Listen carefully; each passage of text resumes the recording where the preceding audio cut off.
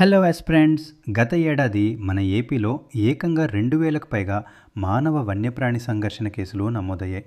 అంటే జంతువులు ఊళ్ళ మీదకి రావటం, మనుషులపై దాడి చేయటం, లేదా జంతువులు నిస్సహాయ స్థితిలో అడవుల నుండి తప్పిపోయి ప్రజావాసంలోకి రావటం లాంటివి.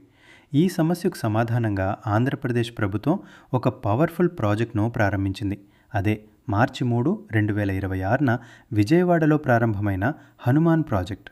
హనుమాన్ అంటే healing and nurturing units for monitoring, aid and nursing of wild life.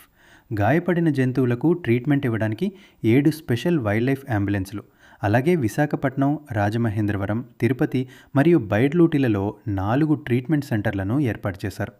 పల్లెటూళ్లలో పాములు, ఇతర జంతువుల నుండి రక్షణ కల్పించడానికి విలేజ్ లెవెల్లో వజ్ర బృందాలను ఏర్పాటు చేసి రెస్క్యూ కిట్లు ఇచ్చారు.